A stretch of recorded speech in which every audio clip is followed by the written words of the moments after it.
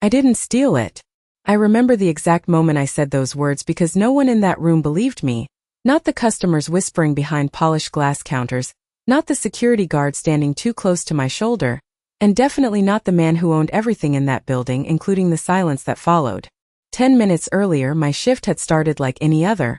The soft hum of climate control, the faint scent of expensive perfume lingering in the air, and the quiet click of heels against marble floors that probably cost more per square foot than my entire apartment. I adjusted my name tag, Emily Carter, making sure it sat straight against my black uniform, and told myself this job mattered, that one steady paycheck could change everything. The boutique was calm, almost too calm, the kind of calm that made every sound feel louder, every movement more noticeable, like the entire place was holding its breath. That's when she walked in, a woman dressed like she belonged on a magazine cover, her coat draped perfectly over her shoulders, her eyes scanning the displays with a kind of quiet calculation that didn't match her smile. I greeted her the way I was trained to, polite, warm, invisible. She barely acknowledged me, her attention fixed on the glass case near the center of the room, the one that held the diamond necklace everyone talked about in hushed voices. It was the kind of piece you didn't just wear, you inherited or stole. I remember unlocking the case, my hands steady, my reflection flickering faintly in the glass as I lifted the necklace with gloved fingers, careful, precise, exactly how they taught me. She leaned in closer, her perfume sharper now, something floral with an edge I couldn't name, and for a second, just a second, the lights flickered. Not off, not completely, just enough to make the room blink, like reality skipped a beat. When the lights settled, everything looked the same displays, the same polished surfaces, the same quiet air. But something was wrong. I didn't realize it right away.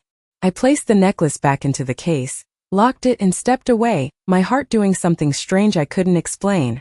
Like it knew before I did.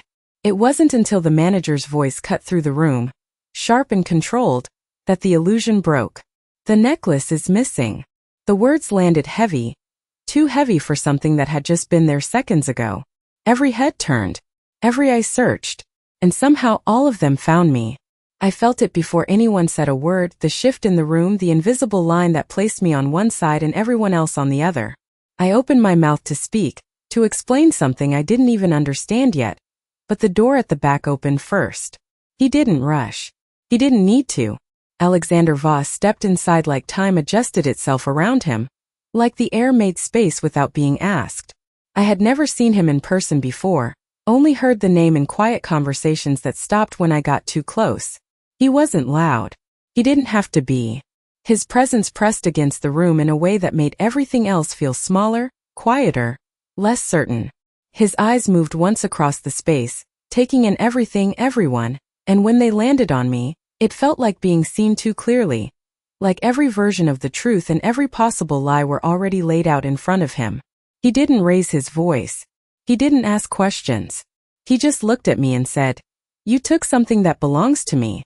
And in that moment, standing under white lights that suddenly felt too bright, with strangers judging me and silence closing in, I realized something worse than fear. I realized I was already losing. My throat went dry, but I forced the words out anyway, slow, steady, like if I spoke carefully enough the truth would sound more believable. I did not take anything, and even to my own ears it sounded small compared to the weight of his certainty. Alexander did not move closer right away. He did not need to. The distance between us felt measured, intentional, like he was giving me just enough space to prove myself or fail on my own. And the worst part was how quiet the room had become, no one interrupting, no one defending me. Just the faint hum of the air system and the soft shifting of expensive shoes against marble as people adjusted to watch. I could feel every second stretching, thick and slow, my heartbeat louder than it should have been. And I realized this was not about a necklace anymore. This was about control, about who defined reality in this room, and right now that was him. The security guard reached for my bag again, slower this time, like the outcome had already been decided, and I let him because pulling away would only make me look guilty. Because every instinct I had was telling me that panic would be the final proof they needed. The zipper slid open, the sound too loud, too final, and I watched his hands move through my things, my wallet, my phone, the folded receipt from a grocery store I could barely afford, each item exposed under bright lights that made everything look harsher, less forgiving, and still nothing, no diamond, no proof, just the ordinary life of someone who did not belong in a place like this. Nothing. the guard said. But it did not change anything, because Alexander's expression did not shift, not even slightly, and that was when I understood something colder than fear. Evidence did not matter yet, not until he decided it did. I swallowed, my fingers curling against my palms to keep them from shaking, and I tried again, this time louder, not pleading, just stating, "You can check everything." I did not take it. And for a moment I thought I saw something flicker in his eyes, not doubt exactly, but attention, like I had finally said something worth noticing. He stepped closer then, one measured step that closed the distance just enough for me to feel the difference, the air around him sharper, controlled, his presence pulling everything into focus whether I wanted it or not. And when he spoke again his voice was lower, almost quiet, but it carried through the room like it had been amplified. "People do not always realize what they take." And the words settled in a way that made my chest tighten because they implied something deeper, something I could not argue against with facts alone.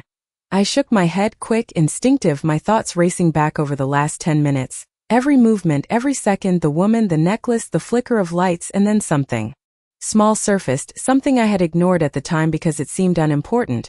The way the overhead camera had shifted slightly after the lights blinked, not much, just enough to change its angle. My eyes lifted without meaning to, tracking the line of the ceiling until I found it, the small black dome mounted above the display case, and for the first time since this started I felt something different cut through the fear, not confidence yet, but a possibility.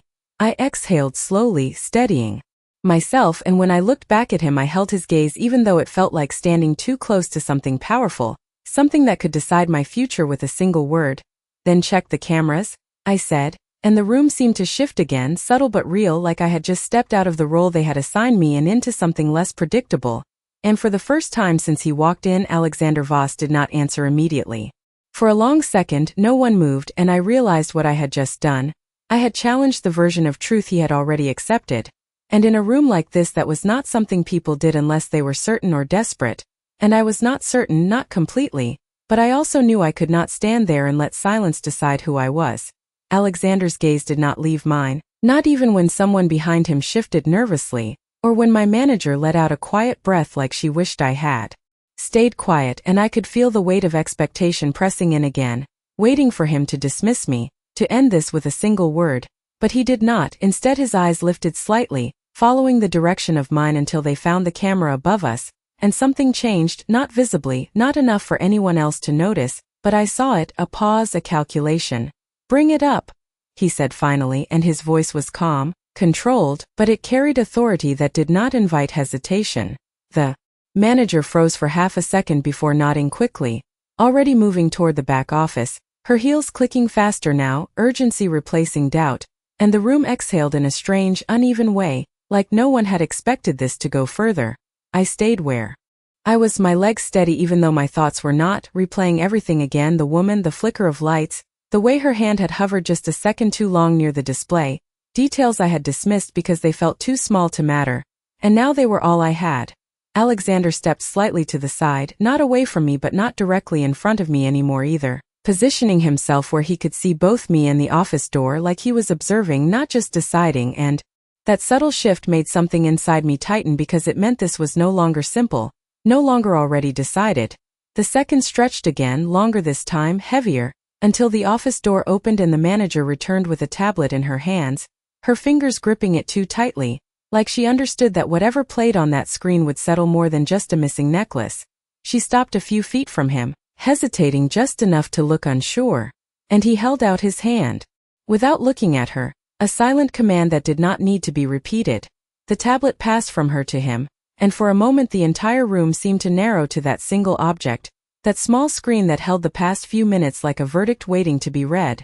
He did not rush, he never rushed, his thumb moving once across the surface, rewinding, selecting the exact moment, and I found myself holding my breath without realizing it. My eyes locked on the reflection of light across the glass.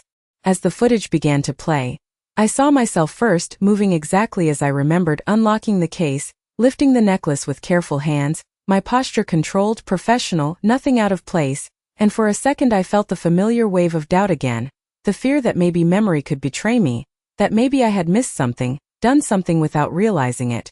The footage continued, smooth, steady, until the moment the lights flickered. And there it was, subtle but real, the camera. Angle shifting slightly, just enough to catch a different perspective, and suddenly the frame widened, revealing more than it had before, revealing her. The woman stood closer than I remembered, her body angled just enough to block the view from the main floor, her hand moving with precision that did not belong to curiosity, and I felt my pulse spike as the truth began to surface, not loudly, not dramatically, but quietly, undeniably, piece by piece. No one spoke, no one interrupted, because now it was not about what I said or what he believed, it was about what could be seen, and as the footage continued, Alexander did not look at me. He did not look at anyone. His attention fixed entirely on the screen, and for the first time since this started, the silence in the room no longer felt like judgment, it felt like anticipation. The footage did not rush to prove anything, it unfolded slowly, almost calmly, and that made it worse for everyone who had already decided what they believed. I watched the screen the way someone watches a storm approach, knowing it is coming but not yet seeing the full shape of it. And there she was, the woman in the tailored coat, standing just close enough to me to seem like any other customer, her expression relaxed, her posture effortless, but her eyes were not on the necklace the way I thought they had been. They were on me, measuring, waiting.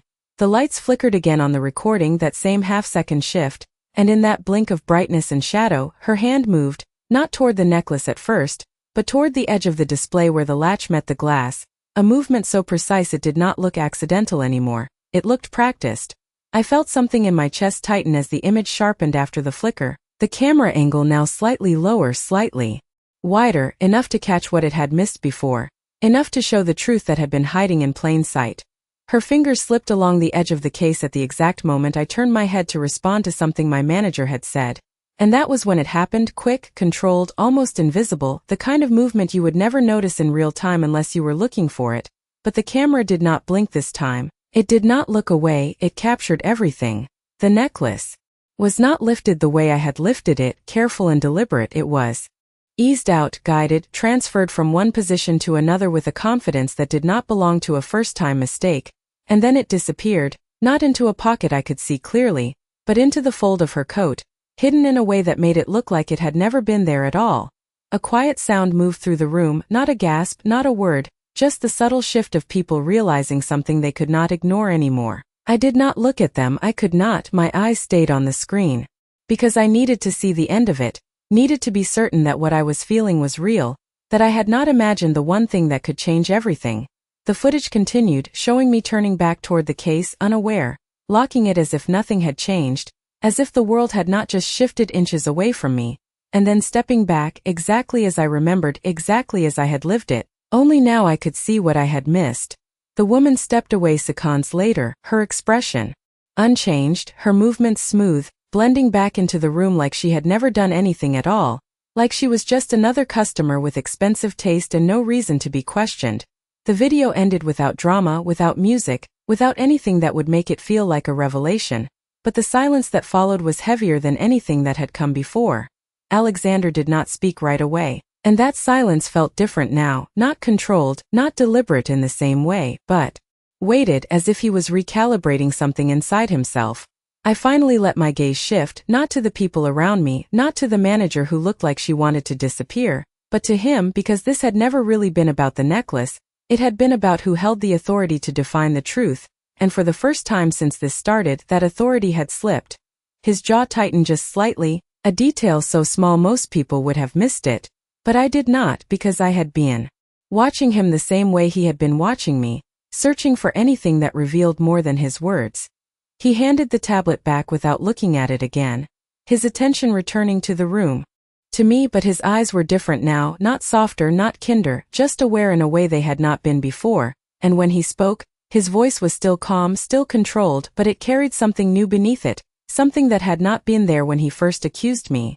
"Find her," he said, and it was not directed at me, not anymore, and in that moment I understood that everything had shifted, not loudly, not dramatically, but enough to change who was standing alone in that room and who was not. The command moved through the room faster than any raised voice could have, quiet but absolute, and I watched as two men near the entrance immediately stepped away, already reaching for their phones, already acting on something that had shifted beyond doubt. No one looked at me the same way anymore. Not the customers who had been whispering minutes ago, not the manager who now avoided my eyes entirely, Not even the security guard who had searched my bag like he expected to find proof of who I was, because now there was proof of something else, something that did not fit the story they had accepted so easily. I did not feel relief the way I thought I would. It did not rush in or wash anything away. It came slower, quieter, tangled with something sharper, something that felt like standing in the same place but seeing it differently, like the ground had not changed but my understanding of it had. I became aware of my hands again, still at my sides, fingers slightly curled, the tension in them only now beginning to ease, and I let out a breath I did not realize I had been holding since this started, since the moment he looked at me and decided what I had done. Alexander had not moved far, but the space around him felt different, less like a wall and more like something observing, recalculating, and when he finally turned fully toward me again, it was not with the same certainty, not with the same quiet accusation that had pinned me in place before. His eyes held mine for a second longer than before, not searching for guilt this time but something else, something harder to define, and that made my chest tighten in a completely different way because it meant he was seeing me again, not as a conclusion but as a question. "Emily Carter," he said, and hearing my name from him felt strange, like it carried weight it had not carried before, like it meant something beyond a name tag on a uniform, and I nodded before I could stop myself, the motion small but steady. He took a step closer, not enough to invade, just enough to close the distance that had felt like judgment minutes ago, and the room seemed to fade slightly at the edges, not because it was empty, but because none of it mattered the same way anymore. "You asked for the cameras," he continued, his voice even, controlled but no longer dismissive, and I realized he was acknowledging something, not just the footage, but the fact that I had stood there and insisted when it would have been easier to stay silent. I swallowed, unsure what to say, because there was nothing rehearsed for this moment, no training for what came after being proven right in a room that had already decided you were wrong. "I knew something was off," I said finally, my voice quieter now, not because I was unsure, but because the need to fight had passed, leaving something steadier in its place. His gaze did not waver, and for a moment neither of us spoke, the silence no longer heavy, no longer closing in, but open in a way that felt unfamiliar. Behind him I could hear movement again, the quiet urgency of people following orders, tracking the woman who had walked out like nothing had happened, but that part of the situation felt distant now, like it belonged to a different version of the story. Alexander exhaled slowly, almost imperceptibly, and when he spoke again the words were simple, but they carried more weight than anything he had said before. "I was wrong." And the room seemed to still again, not because of authority this time, but because of what it meant for someone like him to say it out loud. I did not respond immediately, because I understood that this moment was not just about hearing those words, it was about what came after them, and whether they changed anything beyond the surface. His eyes held mine steady, unguarded in a way that did not make him weaker, just more real, and I realized something then that I had not expected, something that shifted the ground beneath this entire encounter in a different way. He could control the room, he could control the outcome, but in that moment he could not control what I thought of him, and somehow that mattered more than anything else that had happened. The words stayed in the air longer than they should have, not because they were loud, but because they were rare, and I could feel every person in the room registering them in their own quiet way, recalculating what they had witnessed, what they had assumed, and what it meant now that the man who defined everything here had just admitted he had been wrong. I did not say anything right away, not because I did not have something to say, but because I wanted to understand what those words actually meant coming from him, whether they were an ending or just a shift into something else. Alexander did not look away, and that steadiness told me this was not something he said lightly, not something he used to smooth over mistakes. It was deliberate, measured like everything else about him, and somehow that made it matter more. Around us the boutique slowly began to breathe again, conversations restarting in hushed tones, people pretending not to watch while still watching, the illusion of normal returning piece by piece, but it did not reach where we were standing. That small space still held the echo of what had just happened. I became aware of how exposed I felt, not in the same way as before when every eye judged me, but in a different way, like I had stepped into something I could not step back from, something that would follow me even after I left this place.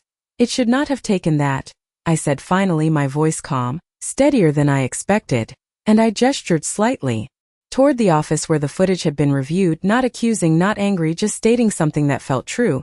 And for a moment I wondered if I had said too much, if I had crossed a line that people like me were not supposed to cross with people like him. But he did not react the way I expected. He did not shut it down or dismiss it. Instead his expression shifted in a way that was almost thoughtful, like he was considering not just what I said but why I said it. No. He agreed after a second, his voice quieter now, not for the room but for the space between us. It should not have. And that agreement landed differently than his apology, because it acknowledged something deeper than a single mistake. It acknowledged the imbalance that had allowed it to happen in the first place. I felt something in my chest loosen again. Not relief exactly, but a release of tension I had been holding since before he even walked in, and for the first time since this started, I allowed myself to stand fully, not bracing, not preparing to defend, just present.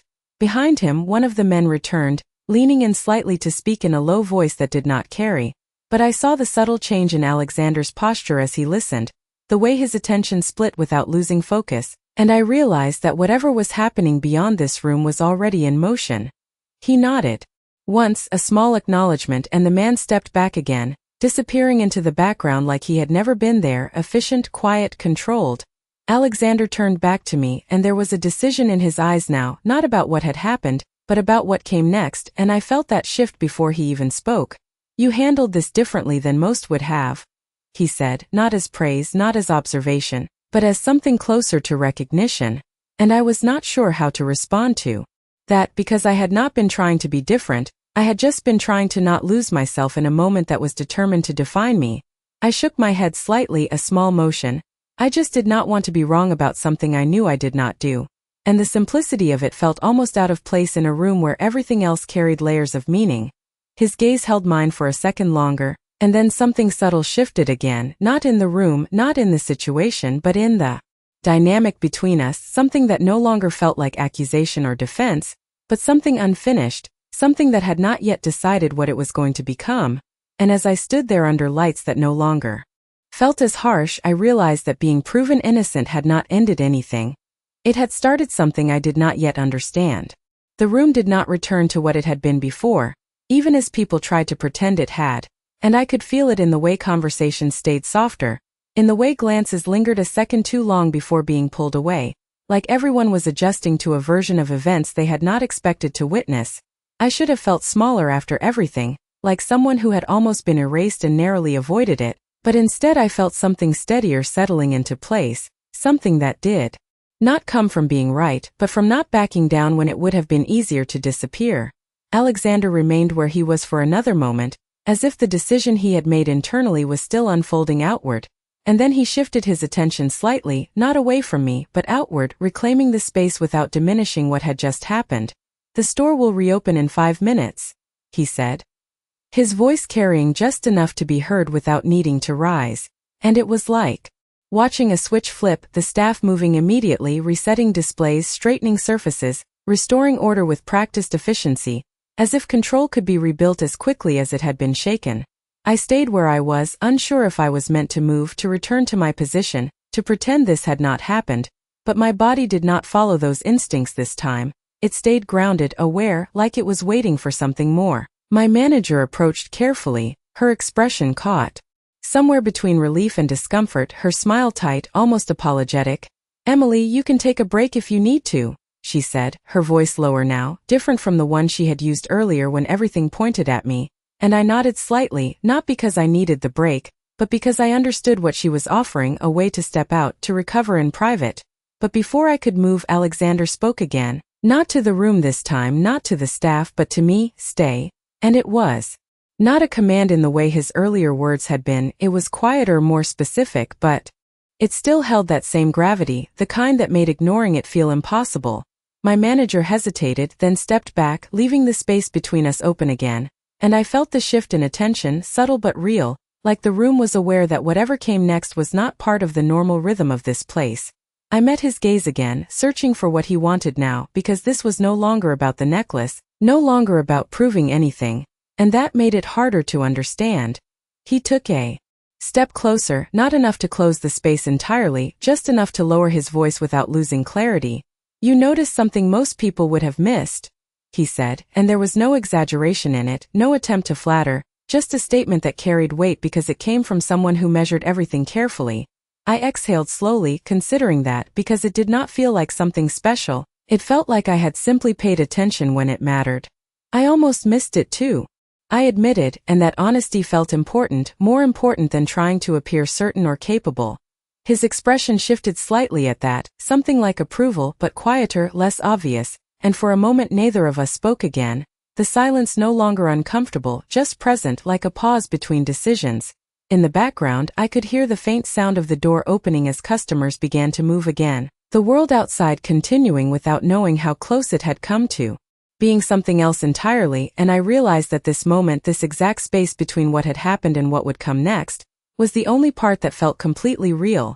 Alexander glanced briefly toward the entrance, then back at me, and when he spoke again his voice was calm, but there was something new beneath it, something that had not been there when this started. "Walk with me," he said, and it was not a question, not exactly, but it was not an order either, it was something in between, something that assumed I would choose, and for a second I hesitated, not out of fear, but because I understood that saying yes would mean stepping further into something I did not yet understand, and saying no would mean walking away from it completely, and for reasons I could not fully explain I found myself nodding before I had time to overthink it, because whatever this was, it was not over yet. The moment I nodded, something subtle shifted again, not in the room behind us, not in the quiet return of business as usual, but in the direction my night was about to take, and I felt it in the way my steps followed his without hesitation, measured, steady, like I had already decided more than just to walk beside him. Alexander did not rush, his pace controlled, deliberate, guiding without looking back to check if I was still there, as if he already knew I would be, and that certainty should have bothered me more than it did, but it did not after everything that had just happened. We moved past the main floor, past the glass displays and soft lighting that now felt like a stage I had stepped off of, into a quieter hallway where the air felt cooler, the sounds more distant, like the world had narrowed to something more focused, more intentional. The door at the end opened before we reached it, one of his men stepping aside without a word. And I realized this part of his world operated on signals I could not see, decisions made before they were spoken. Inside, the office was exactly what I expected and nothing like it at the same time, clean lines, dark wood, a single wall of glass looking out over the city, the lights stretching out in neat grids that made everything below seem smaller, simpler, easier to understand than what stood in front of me. He gestured toward a chair, not commanding, just offering, and I sat, my movements controlled, aware of every detail. The soft leather beneath my hands, the quiet hum of something hidden in the walls, the faint reflection of myself in the glass that looked like someone I was still getting used to seeing. He remained standing for a moment, watching the city instead of me, his silhouette outlined against the lights, and for the first time since this started, I saw something different in him. Not the authority, not the certainty, but the pause between them. The space where decisions were made before they became actions. "You were not afraid," he said finally, his voice lower here, less for control and more for clarity, and I almost smiled at that, not because it was wrong, but because it was incomplete. "I was," I answered, honest without thinking about it, because there was no reason not to be now. I just did not let it decide for me, and saying it out loud made it feel more real, more defined, like something I could hold on to beyond this moment. He turned then, his gaze settling on me again. Studying, not in the same way as before, not searching for fault, but trying to understand something that did not fit neatly into the categories he was used to. "Most people do," he said, and there was no judgment in it, just observation, like he had seen enough to know the pattern. I shrugged slightly, a small motion that felt grounding. "Most people are not standing in a room where the outcome is already decided." And the words came out quieter than I expected, but they held weight because we both knew exactly what I meant. He did not respond right away, and that silence felt different here, not heavy, not pressing, just present, like a space being allowed to exist without being filled. Outside, a car passed somewhere far below, its lights moving briefly across the glass before disappearing, and I found myself focusing on that small motion, something simple, something normal, in contrast to everything that had shifted tonight. "You changed that outcome," he said after a moment, and there was something in his voice now that I had not heard before, not authority, not apology, but acknowledgement of something he did not control.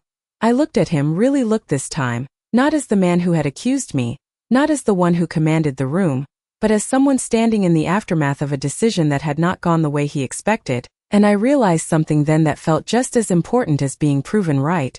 Power could decide many things, but it could not rewrite what had already been seen. I leaned back slightly in the chair, letting that settle, and for the first time since this started, I felt completely steady, Not because the situation was resolved, but because I understood my place in it now, not as someone who had been judged, but as someone who had shifted the balance even if only for a moment, and somehow I knew that moment was not finished yet. Silence settled between us again, but it no longer felt like something that needed to be broken. It felt like something that was being measured, like both of us were deciding what this moment meant beyond what had already happened. I let my eyes drift briefly to the city outside.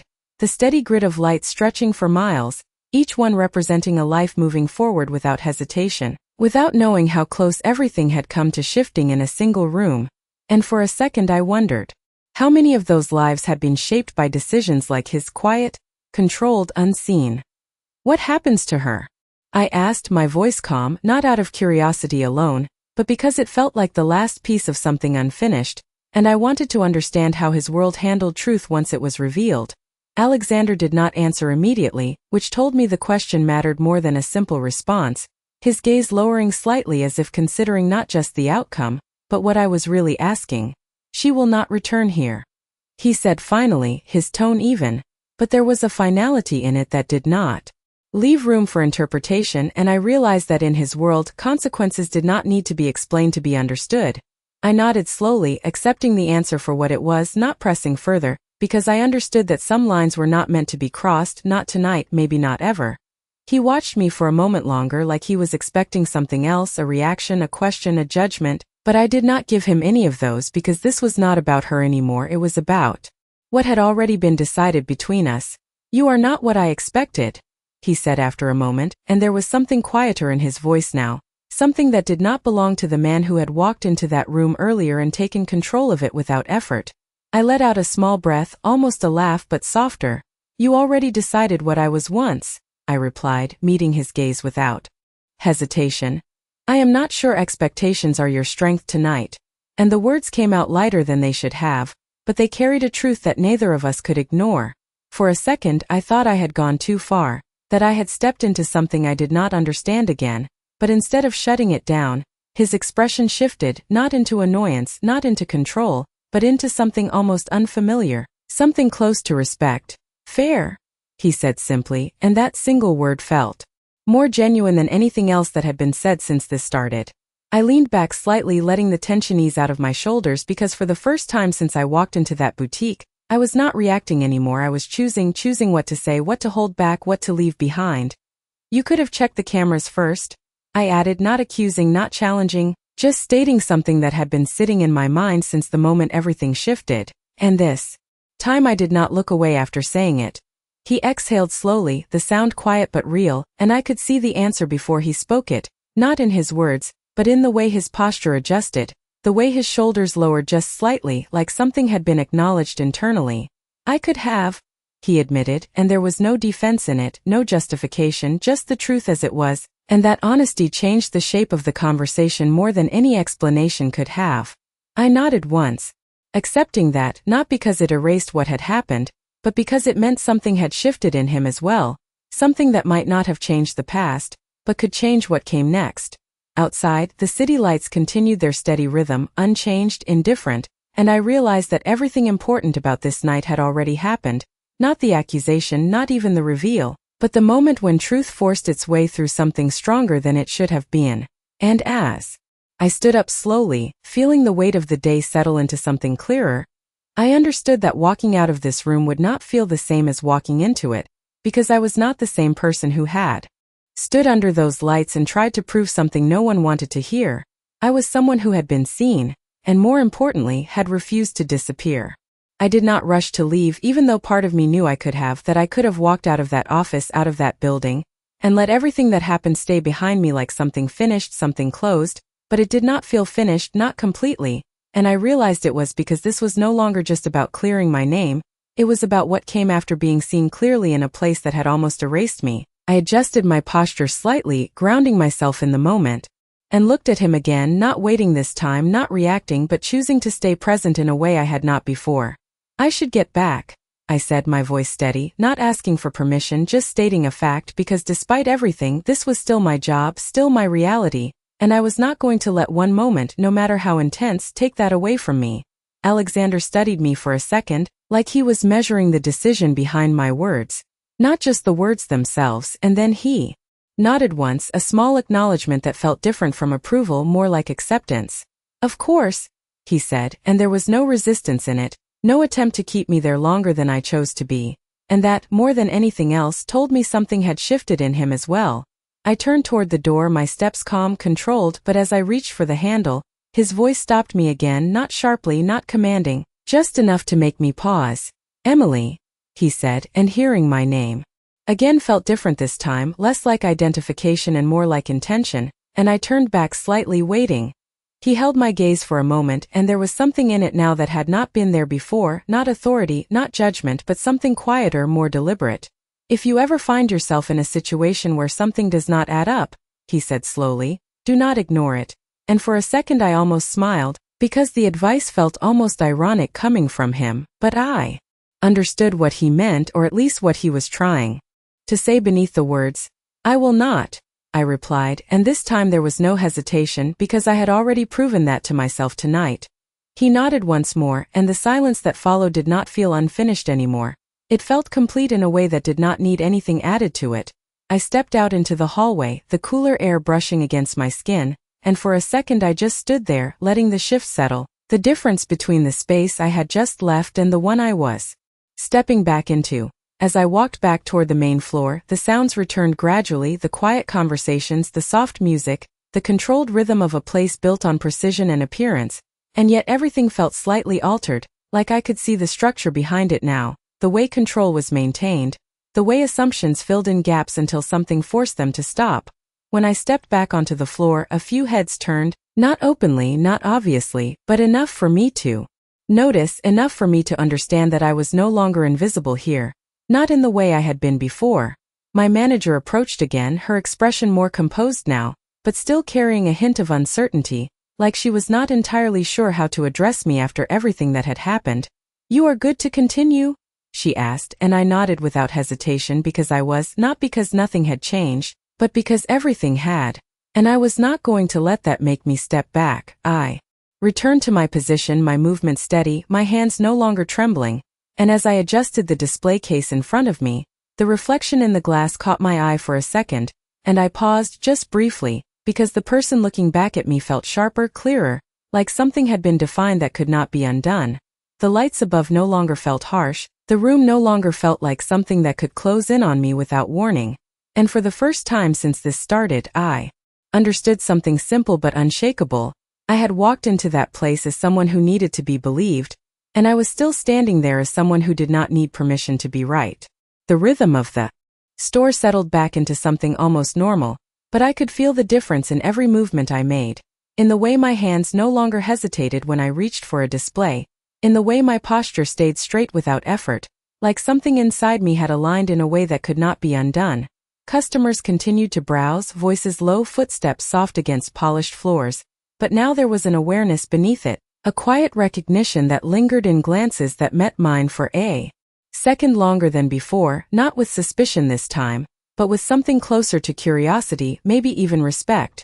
I focused on the details in front of me, the precise angle of a bracelet, the alignment of a ring under the lights, grounding myself in the familiar motions that had felt so fragile earlier, and I realized how much had changed without anything around me actually looking different. The door opened again, the subtle chime marking another arrival, and for a brief second my body tensed out of instinct, a reflex I had not fully shaken yet, but when I looked up it was not her, not the woman from before, just another customer stepping into a space that had already rewritten itself. I exhaled slowly, letting that tension fade, reminding myself that not every moment needed to carry the weight of what had already happened. My manager passed by again, her steps more measured now, her tone careful when she spoke to staff, as if she was recalibrating her own sense of control. After realizing how quickly it could shift, and when her eyes met mine this time, there was something unspoken there, not quite an apology, but an acknowledgement that she could not undo what she had allowed. I did not hold on to it, did not need to, because this was no longer about who had doubted me, it was about what I chose to carry forward. Time moved differently after that, not slower, not faster, just clearer, each minute distinct, each action deliberate. And I found myself noticing things I would have overlooked before, the way reflection shifted depending on where you stood, the way light could hide or reveal depending on its angle, the way small details could change everything if you paid attention at the right moment. A quiet voice broke through my focus. "You handled that well." And I turned to see one of the senior associates standing a few feet away, her expression neutral but her tone genuine, and I nodded once, unsure how to respond to something that felt both true and incomplete. "Thank you," I said, simple, because anything more would have felt unnecessary, and she gave a small nod in return before stepping away, leaving the words behind without expectation. I looked back down at the display, adjusting a necklace that caught the light just slightly off-center, and for a second I thought about how easily something valuable could disappear if no one was truly watching, how easily assumptions could replace facts if no one chose to question them. The thought did not unsettle me the way it might have earlier. It settled into something steadier, something that felt like understanding rather than fear. I straightened up, letting my gaze move across the room, not scanning for problems, not anticipating something going wrong, but simply seeing the space for what it was, a place built on appearance and precision, where control could exist until it was challenged by something real. And as I stood there, aware of every detail without being overwhelmed by any of them, I realized something that felt both simple and significant. Nothing about this place had truly changed, but I had, and that difference was enough to shift the way everything else felt around me. Not louder, not clearer, just more honest in a way I could not ignore anymore. The hours that followed did not feel like a continuation of the same night. They felt like something quieter, something that carried the weight of what had happened without needing to repeat it, and I moved through them with a kind of clarity I had never felt in this place before. Each interaction simpler, more direct, like I no longer needed to second-guess how I was being seen. Customers came and went, some lingering a little longer when they spoke to me, their tone softer, their attention more focused, and I realized that something invisible had shifted in the way I existed in this space, not because they knew the full story, but because moments like that left traces, subtle changes in how people responded even when they did not understand why. I adjusted displays, answered questions, moved through the routine with precision, but now every action felt intentional rather than careful, like I was no longer trying to avoid mistakes but simply doing what needed to be done. At some point I caught a glimpse of him again, not directly, not in a way that drew attention, but in the reflection of the glass. Behind a display, a dark silhouette passing through the far side of the store, his presence still commanding even when it was not centered, and for a brief second, our eyes met through that reflection, not directly, but enough to register, enough to acknowledge without interrupting the flow of everything around us. He did not stop, did not call my name, did not shift the space again the way he had earlier, and somehow that felt just as significant, like whatever had been said between us did not need to be repeated or reinforced, it simply existed now, part of the structure of the night. I returned my focus to the customer in front of me, answering a question about a bracelet, my voice steady, my explanation clear, and I noticed how easily the words came, how naturally I held their attention without trying, because I was not dividing my focus anymore, not watching the room for signs of something going wrong, just present in what was happening right in front of me. The store began to quiet as the night moved forward, the flow of customers thinning, the lighting shifting slightly as closing hours approached, softer now, less sharp, and I felt the change in energy settle over everything, the kind of calm that comes after something intense has already passed. My manager called out the final reminders to staff, her tone more balanced now, less rigid, and I could tell she was trying to restore a sense of normal, to rebuild the structure that had been shaken earlier. But even that effort felt different, less absolute, more aware of its own limits.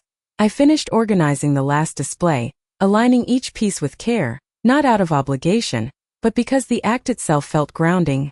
Way to bring everything back into place without erasing what had happened. As the final customer left and the doors were locked, the store shifted again, not into silence but into something softer, something that belonged only to those who had been there through it all.